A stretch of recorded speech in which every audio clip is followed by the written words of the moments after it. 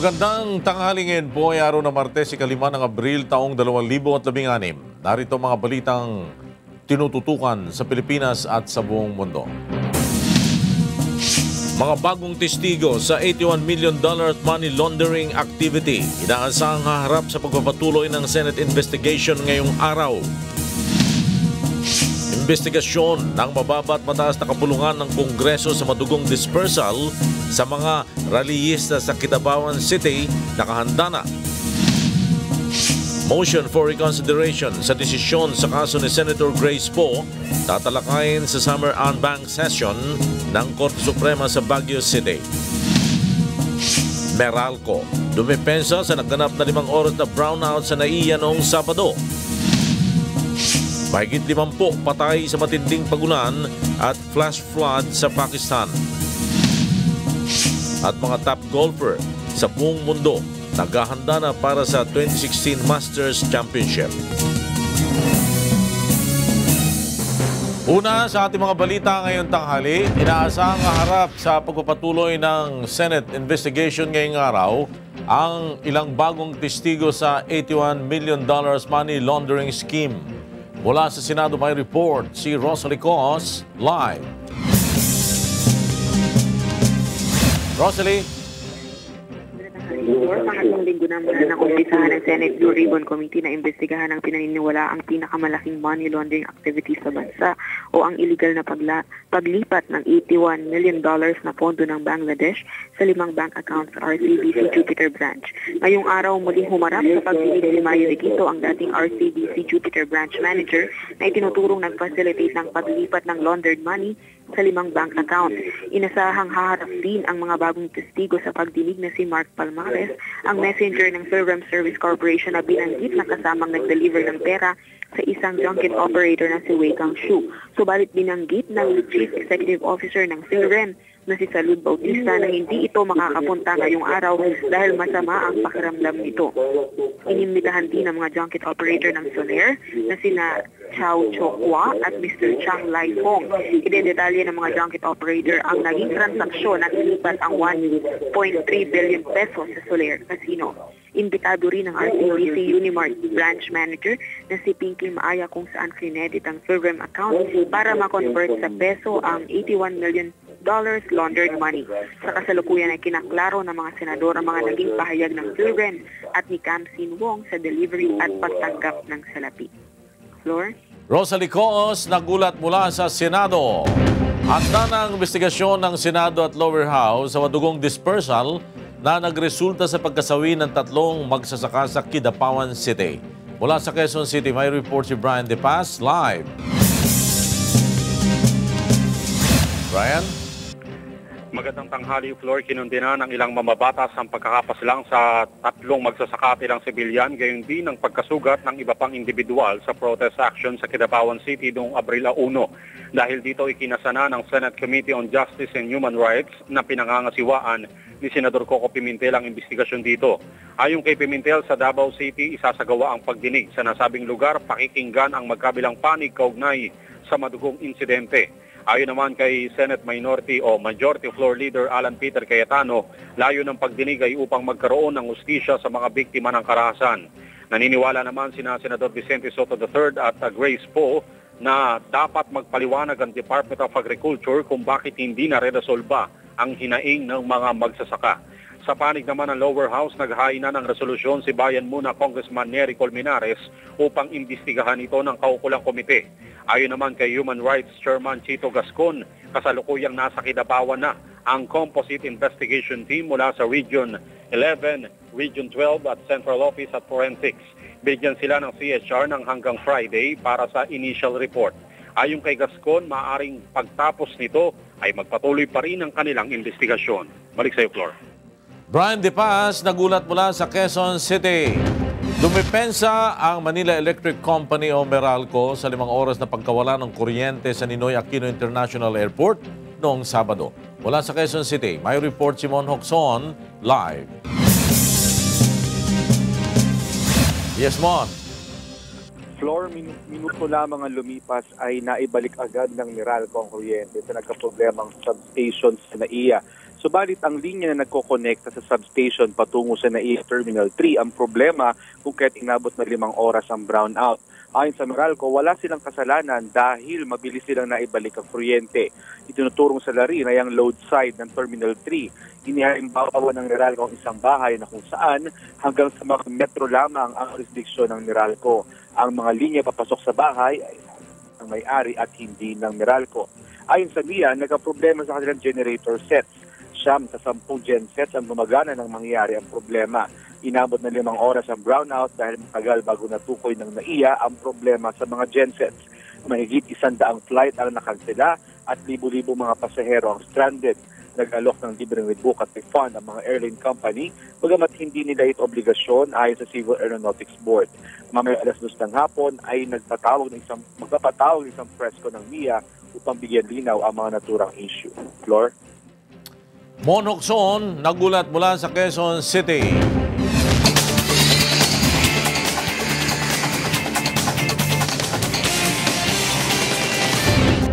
Nakatakdang talakayin ngayong araw sa pagsisimula ng Summer On-Bank Session ng Korte Suprema sa Baguio City ang motion for reconsideration sa desisyon sa disqualification ni Senator Grace Poe.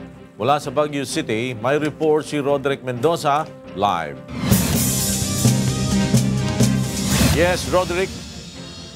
Flor, ongoing nga itong unang Summer On-Bank Session ng Korte Suprema dito sa Baguio City ngayong taon at kabilang sa kanilang tinatalakay sa ngayon ang motion for reconsideration sa kanilang desisyon noong Marso 8 na nagsasabing kwalipikadong tumakbo bilang Pangulo ng Bansa si Senador Grace Poe. Nais kasi ng Commission on Elections at ng mga private respondents na baguhin ng Korte ang kanilang desisyon sa disqualification cases ni Senador Poe. Ilan sa mga puntong binigyang diin nila sa kanilang motion ay ang sinasabi ng ating mataas na hukuman na walang kapangyarihan ng COMELEC na humatol sa kwalifikasyon ng isang kandidato sa pagkapangulo dahil ito ay nasa kamay ng Presidential Electoral Tribunal. Wala rin nilang majority ruling ang Supreme Court sa pagiging natural born citizen ni Senador Poe dahil 7 maestrado lamang ang nagsabi na siya ay natural born citizen. Ayon sa kanila, kailangang 8 man lang sa 15 maestrado ang sumang-ayon na si Senador Poe ay isang natural-born Filipino citizen na isang kwalifikasyon ng Pangulo ng Bansa. Samantala, Flor, kasama rin sa agenda sa Anbang Session ngayong araw ang mga petisyon naman laban sa K-12 program. Nais ng mga petitioner na ipatigil ang implementasyon ng K-12 dahil hindi handa ang gobyerno na ipatupad ang naturang programa.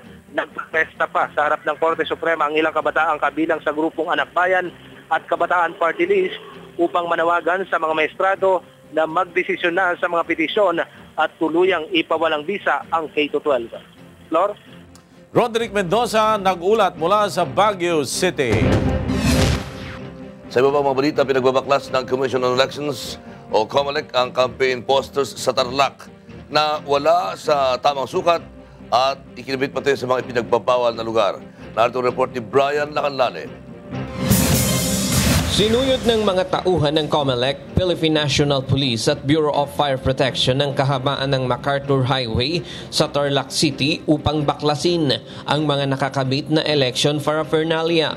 Karamihan sa mga pinagtatanggal na posters at tarpaulin ay wala sa tamang sukat at nakakabit sa mga ipinagbabawal na lugar. Halimbawa nito ay ang mga naglalakihang tarpaulin ng mga local at national candidates na nakasabit pa sa linya ng kuryente na delikado sa mga motorista. Mayroon ding nakapaskil sa mga tulay, poste ng kuryente, pader at mga puno na ipinagbabawal sa batas. So nakita nyo naman yung mga oversize talaga, yung nasa mga pribado at saka yung mga nakalagay sa mga hindi common poster area na in-identify ng mga COMELEC official natin, bawat bayan. Ang covered court naman ng barangay na ito ay napuno rin ng posters ng mga kandidato. Bagamat identified ito bilang common poster area, sinabi ng COMELEC na labag pa rin sa batas ang paglalagay ng campaign paraphernalia sa mismong mga pader ng court. Ibig sabihin kasi ng common poster area magtatayo sila ng mga yung board nila para dun maglagay. Hindi ibig sabihin na maglalagay nakadikit o ilalagay sa existing structure, lalo na yung mga public structure.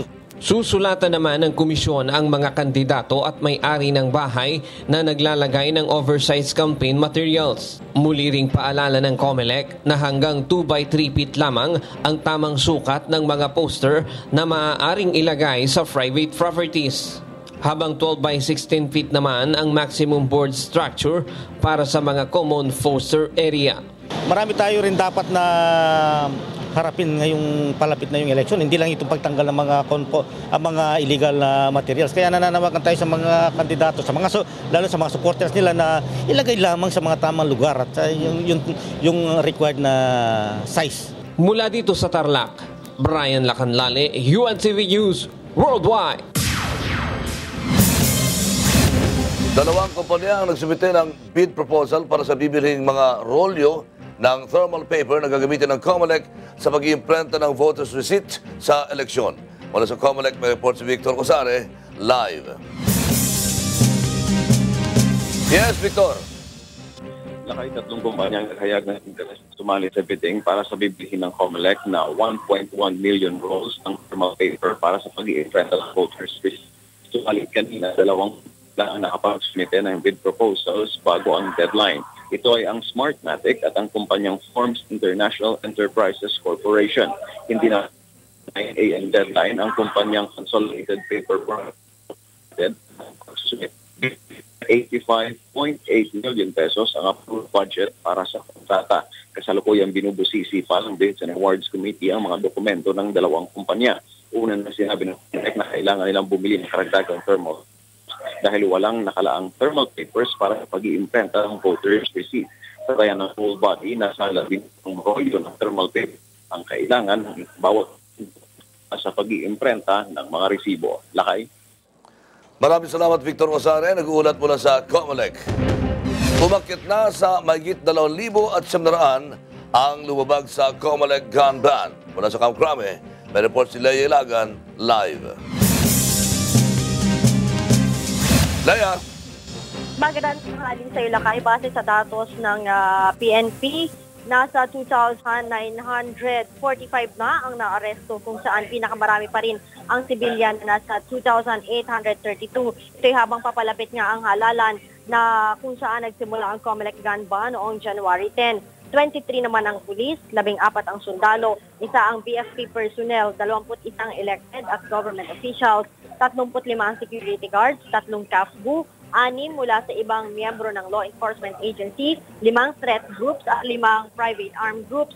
Pinakabago sa pulis na nahuli ay sina PO1J Java sa Libis, Quezon City at PO1 Jurakman Harun Juhaili na mula naman sa Tungawan, Zamboanga, Sigugay. Sinabi ni PNP PIO Chief, Police Chief Superintendent Wilben Mayor, nasa 2,291 naman ang nakumpiskang armas, 25,585 ang deadly weapons, 115 na firearms replica, 864 na pointed weapons, 180 na granada, 293 iba pang pampasabog at 24,133 na mga bala.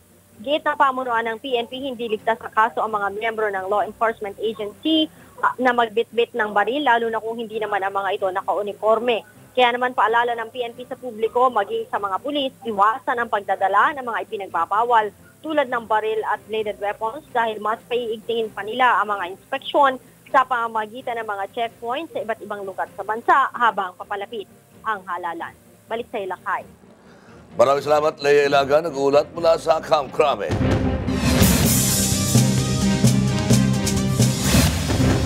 Mahigit sa 400 residente sa Nueva Vizcaya ang nabigyan ng libreng serbisyo sa medical mission ng UNTV at members ng Church of God International. Narito ang report ni Grace Doctolero. Matagal nang iniinda ng 67 anyos na si Lolo Quintin ang pananakit ng kanyang likod dala ng katandaan. Ngunit hindi siya makapagpakonsulta sa doktor dahil sa kahirapan sa buhay. May edad na kasi. Wala pa akong pa-check up na regular. Ang may bahay ni Lolo Quintin na si Lola Eugenia, 84 na taong gulang, ay may sakit rin ang likuran matapos mabagsakan ng nyog. Kaya laking pasasalamat ng mag-asawa ng mabalita ng libreng medical mission ng UNTV at Members Church of God International sa kanilang barangay sa Bagabag, Nueva Vizcaya. Ang 2 anak naman at isang pamangkin ni Nanay Cornelia na may ubo ay na-examine at nabigyan rin ng libreng gamot sa medical mission. Malaking tulong sa mga bata kasi bukod sa nakatipid kami ngayon sa gamot niya, ayun, na yung sakit, yung ubo niya mawawala na. Si Tatay Alfredo ay nabigyan rin ng libreng salamin para sa nanlalabo na niyang paningin. Salamat naman sa Diyos. Mahalaga ang salamin at malino ang pagkita ko sa pagbasa ko sa kwan.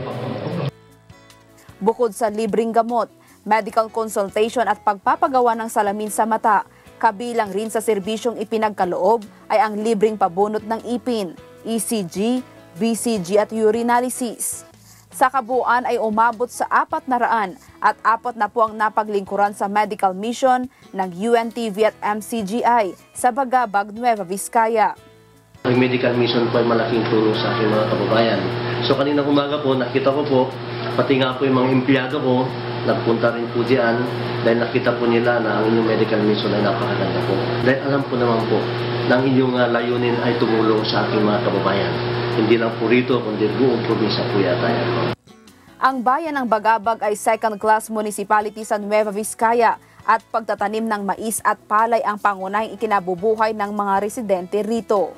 Kasama ang Nueva Vizcaya News Team. Grace Doctolero, UNTV News Worldwide. At yan po ang ating health news ngayong tanghali. Magbabalik ako muli mamaya para sa iba pang balita. Balik sa inyo, Flor at Lakay. Magbabalik ang UNTV News.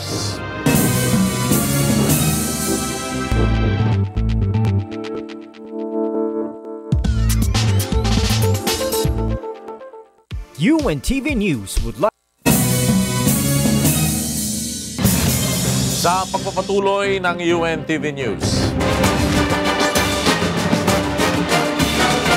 Tulong muna bago balita. Tinulungan ng UNTV News and Rescue ang babaeng nasaktan sa bangga ng motorsiklo sa Santa Mesa, Maynila kagabi. Narito ang report ni Benedict Garazan. Nakaupo pa sa gilid ng kalsada ang isang babae nang maabutan ng UNTV News and Rescue Team sa Vimapa Street, corner Ramon Magsaysay Boulevard, Santa Mesa, Manila. Ang babae ay angkas ng isa sa mga motorsiklo na nagkabanggaan sa lugar pasado 9:00 kagabi. Iniinda ng biktima na kinilalang si Gail Belardo, 21 anyos, ang pananakit ng kaliwang tuhod na namaga matapos tumilapon sa motorsiklo at gasgas sa kaliwang siko na agad namang nilapatan ng paunang lunas ng News and Rescue. Tapos abrasion in left elbow. Matapos masigurado na wala namang malubhang pinsala si Belardo, ay inalalayan na siya papunta sa ambulansya at dinala sa ospital ng Sampaloc.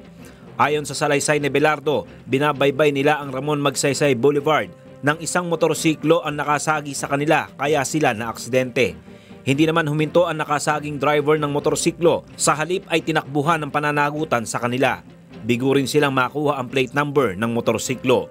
Benedict Galazan, UNTV News Worldwide.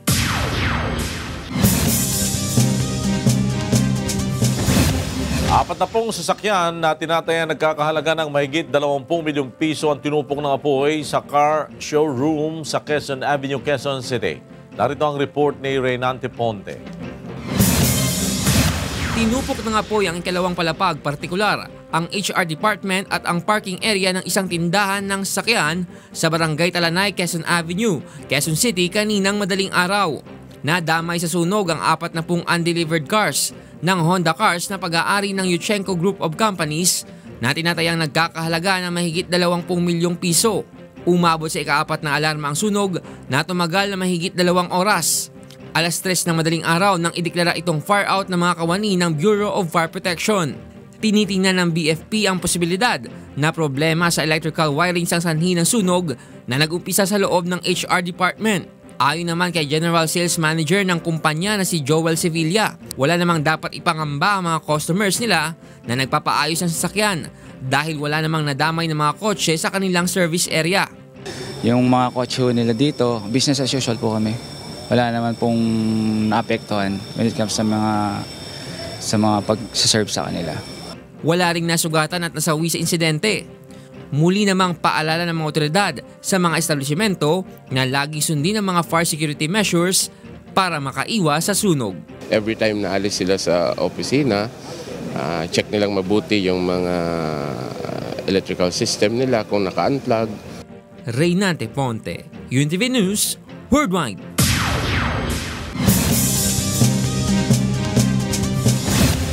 Mahigit 50 nasawi sa flash flood na dulot ng matinding pagulan sa northern Pakistan. Ayon sa Pakistan Disaster Management, mahigit 100 bahay ang nasira at libo-libong pamilya naman ang inilikas. Pinaka-apektado ng flash flood ang probinsya ng Khyber Pakhtunkhwa na ngayon ay patuloy ang rescue and relief operations, partikular sa isang mountain valley na na-isolate dahil sa naganap na landslide. Ayon sa Meteorological Department, nasa direksyon na ng Northern India ang weather system. Patay ang lahat ng sakay ng isang sightseeing helicopter matapos na bumagsak at masunog sa bulubunduking bahagi ng Eastern Tennessee. Ayon sa Tennessee Emergency Management Agency, 5 nasawi ngunit hindi na ito nagbigay pa ng iba pang detalye sa pagkakakilanlan ng mga biktima. Ayon sa mga otoridad, natupok na ng apoy ang helicopter at patuloy ang investigasyon sa naganap na insidente. Balita pa rin sa labas ng bansa, pinagtulungang i-rescue ng mga otoridad ang isang 3 taong gulang na bata na nahulog sa isang makitid na balon sa Weifang City sa East China. Nahulog ang bata sa balon na may 70 metro ang lalim at 30 sentimetro ang luwang habang naglalaro. At dahil sa sobrang kitid ng balon, naglagay na ng oxygen ang mga rescuers at gumamit ng life detector upang malaman ang kinaroroonan ng bata. Makalipas ang 2 oras, ay nakuha na ang batang lalaki na kagad naman na isinugod sa ospital. Sa ngayon, ay nasa maayos na kalagayan ang bata.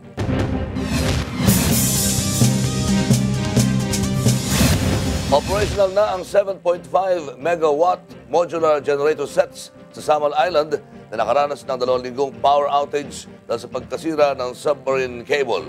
Narito ang report ni Janice Inhente.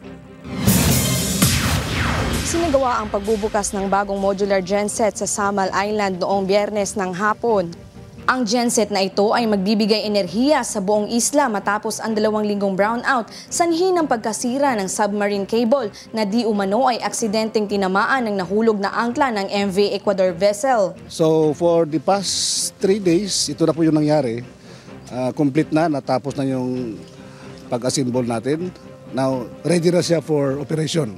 Ayon kay Engineer Godofredo Guya, ang project supervisor ng Davao del Norte Electric Cooperative o DANECO, 24 oras nagagana ang generator sets na kayang mag-produce ng 7.5 megawatts.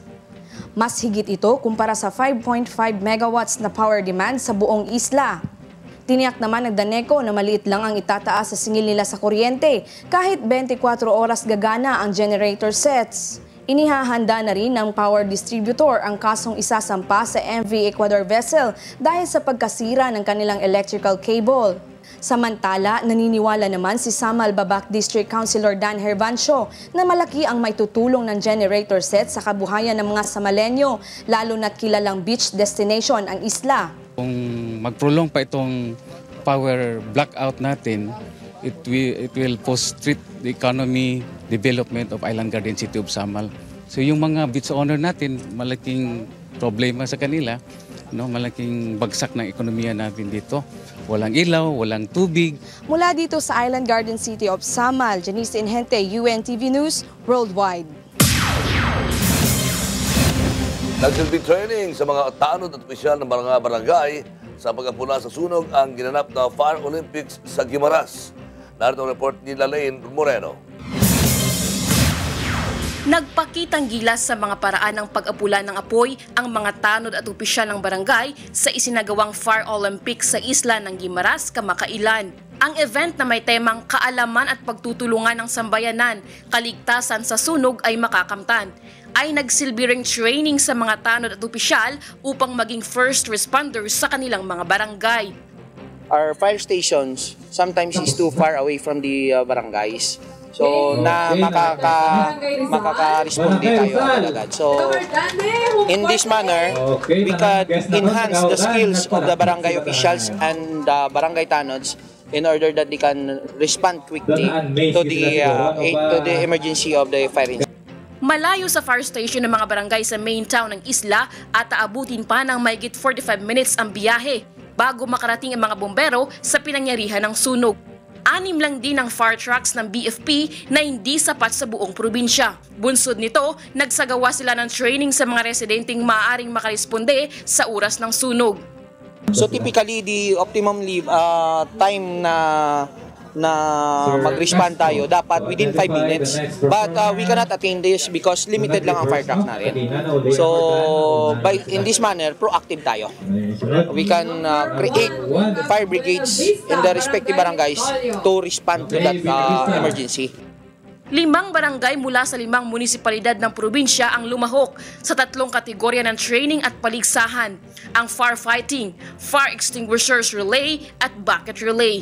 Sa mga ito, nasubok ang bilis, kakayahan at teknik ng mga bombero sa agarang pag-apula sa apoy. Dako mabulig nga biskin sa barangay lang kami maka-communicate, makabulig kami sa fire station. Ma'am, ang natunan namon, pili namon na sa magamit lang sa amon nga barangay kag sa amon nga pamalayan. Sa tala ng BFP, umabot na sa mahigit 15 ang insidente ng sunog sa Guimaras sa unang bahagi ng 2016. Lahat ito ay grass fires dahil sa mga natuyong punong kahoy at pananim sanhi ng El Nino phenomenon. Umaasa ang BFP na malaki ang maitutulong ng Fire Olympics training sa pagresponde sa sunog sa isla. Mula dito sa Guimaras, Lalaine Moreno, UNTV News Worldwide.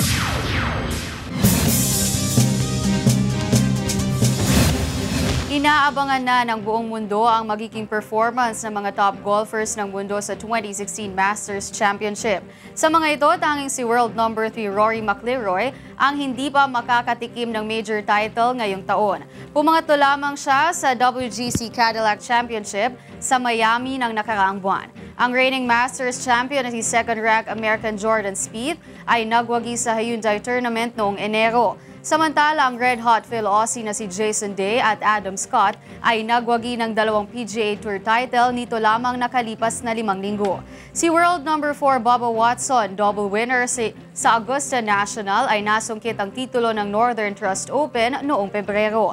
Ang kaibigan ni Watson na si Ricky Fowler ng United States ay napagwagihan ang European Tour's Abu Dhabi Championship noong Enero. Si Jim Henman ay hindi pa nakakasiguro kung nagising na dahil sa natanggap na imbitasyon sa Masters dahil sa kanyang unang panalo sa PGA Tour. Si Henman ay ranked 191st sa mundo at hindi sukat akalaing tanghaling kampiyon sa Houston Open.